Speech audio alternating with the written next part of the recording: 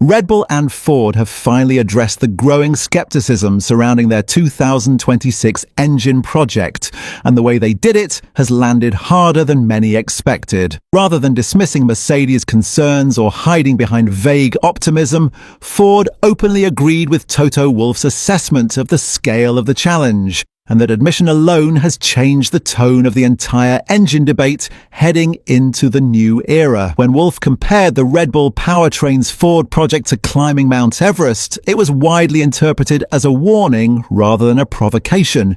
He was highlighting the reality of building a modern, hybrid power unit from scratch, while competing against manufacturers with decades of accumulated knowledge. What few anticipated was Ford publicly confirming that this comparison was fundamentally accurate. Mark Rushbrook's response was calm, precise, and unusually transparent by Formula One standards.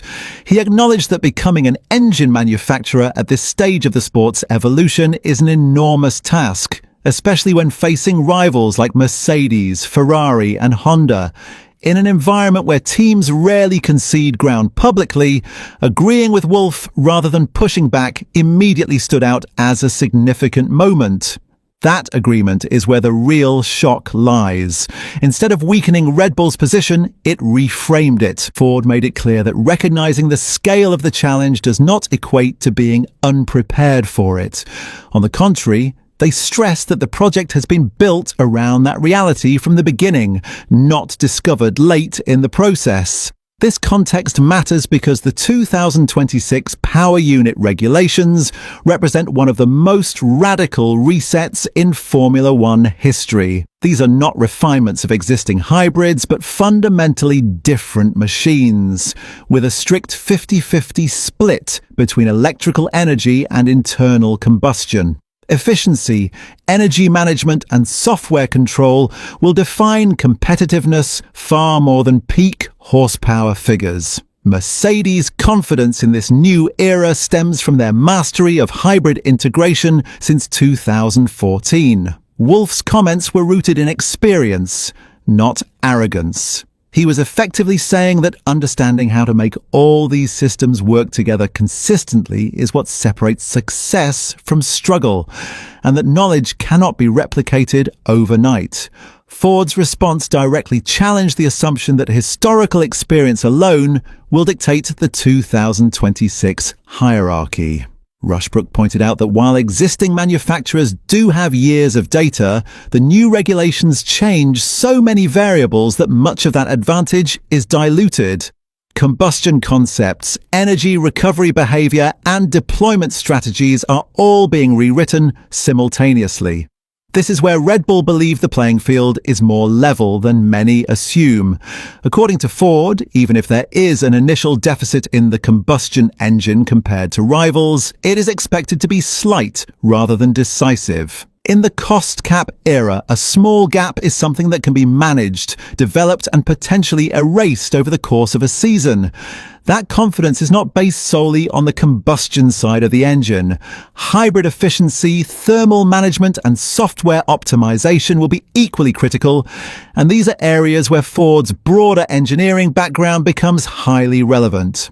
As Formula One moves closer to road car-style energy management, experience outside traditional F1 engine programs carries genuine value. Red Bull's broader philosophy for the 2026 car is central to understanding why they believe this engine project can exceed expectations.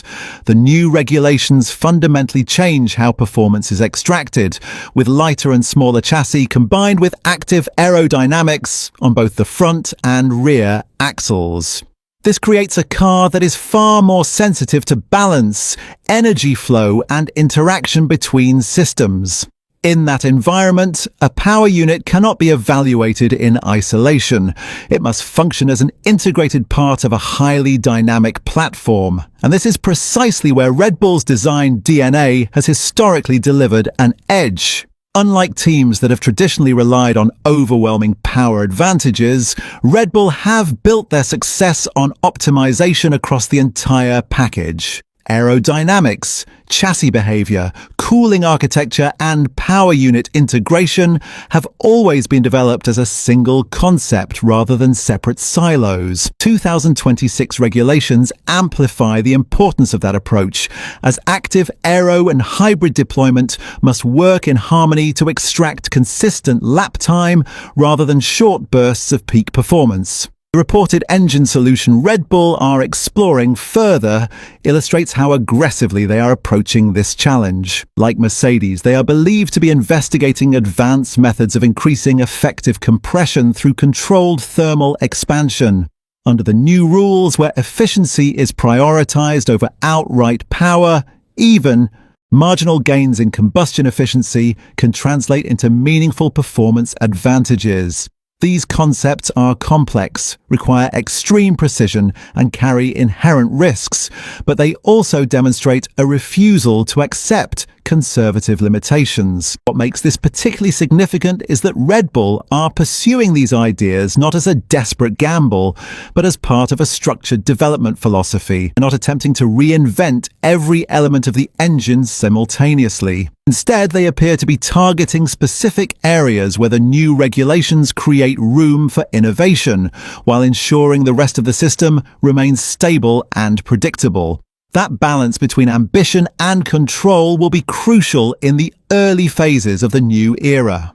This technical ambition is directly supported by Red Bull's recruitment strategy, which has been markedly different from that of other new manufacturers. While Audi have relied heavily on expertise drawn from other motorsport disciplines, Red Bull have prioritized experience from within Formula One itself. Engineers and technicians with direct knowledge of current hybrid power units, including individuals previously working at Mercedes, Ferrari, and Honda, have been aggressively recruited to build the core of Red Bull powertrains. This approach accelerates learning in areas where theoretical knowledge alone is insufficient.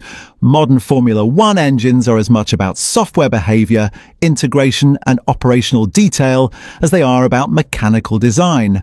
Hiring people who understand how these systems behave under real race conditions reduces the risk of early season surprises and shortens the feedback loop between track performance and development response. With more than 600 people now working directly on the power unit program, Red Bull Powertrains has evolved far beyond the image of a startup operation.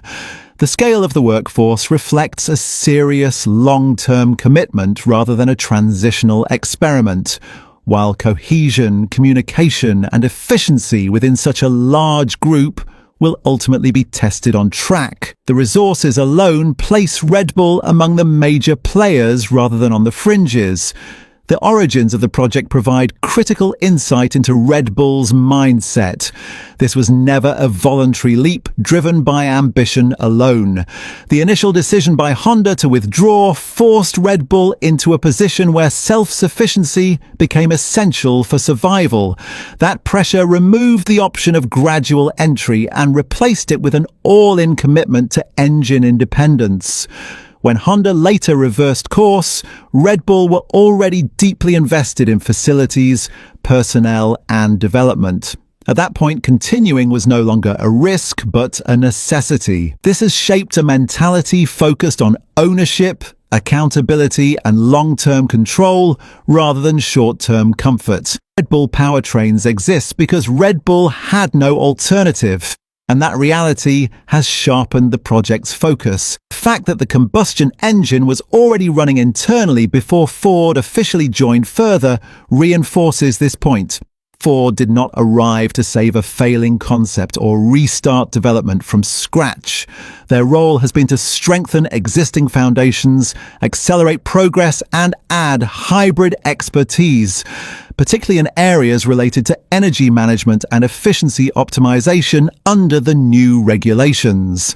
Max Verstappen's role within this context cannot be overstated. As the focal point of Red Bull's competitive ambitions, his confidence in the project is essential. Heading into 2026, he faces more uncertainty than at any stage of his title-winning run, and the engine will be a defining factor in whether he continues to believe fully in the team's direction.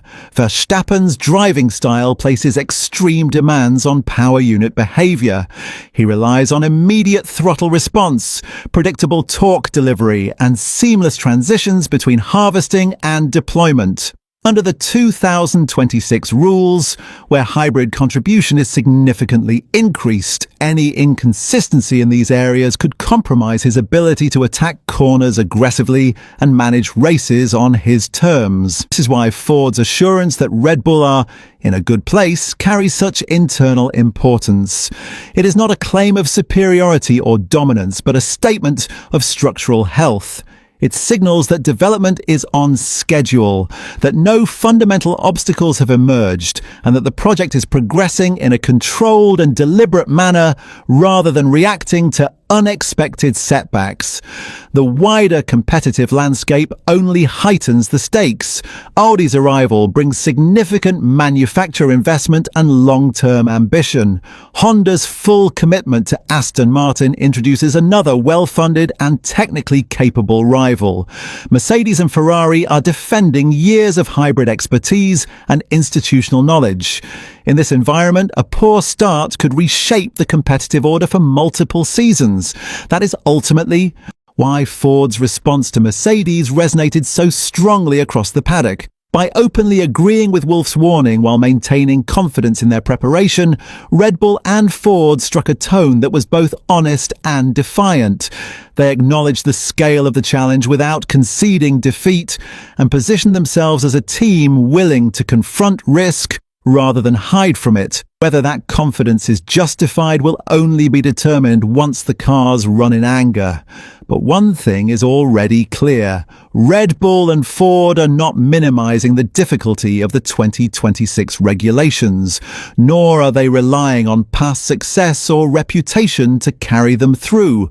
They have placed their credibility firmly on execution, integration, and adaptability, fully aware that in the next era of Formula One, those qualities will matter far more than history alone.